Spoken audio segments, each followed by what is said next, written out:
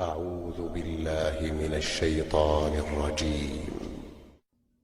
إن في خلق السماوات والأرض واختلاف الليل والنهار لآيات لأولي الألباب الذين يذكرون الله قياما وقعودا وعلى جنوبهم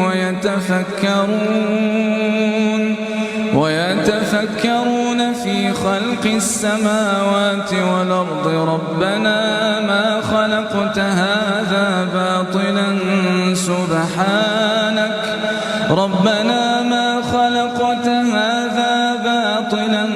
سبحانك فقنا عذاب النار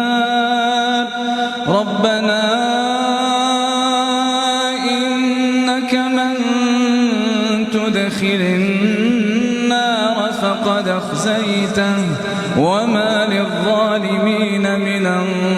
أنصار ربنا إننا سمعنا مناديا ينادي للإيمان أن آمنوا بربكم فآمنا ربنا فاغفر لنا ذنوبنا وكفر عنا سيئاتنا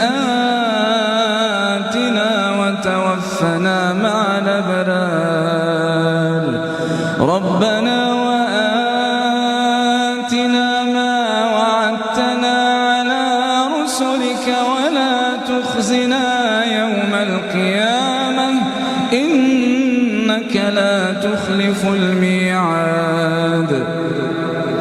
فاستجاب لهم ربهم أني لا أضيع عمل عامل منكم من ذكر أو أنثى بعضكم من بعض فالذين هاجروا وأخرجوا من ديارهم وأوذوا في سبيلي وقاتلوا وقتلوا لأكفرن عنهم سيئاتهم ولأدخلنهم جنات تجري من تحتها الأنهار ثوابا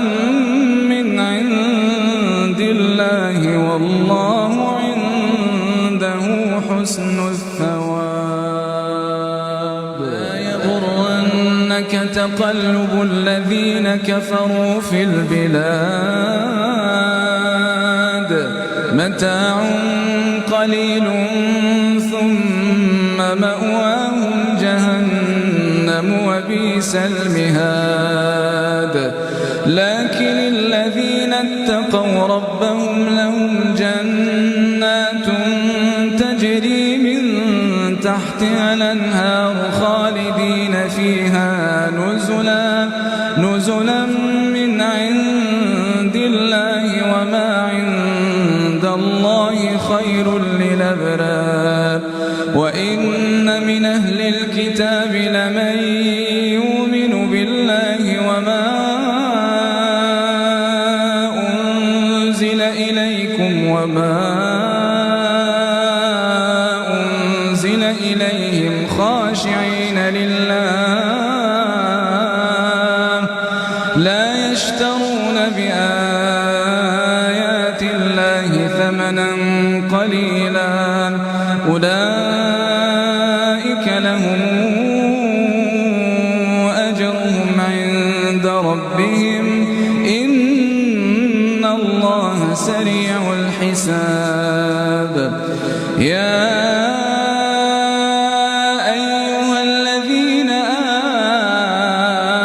آمنوا اصبروا وصابروا ورابطوا واتقوا الله لعلكم تفلحون.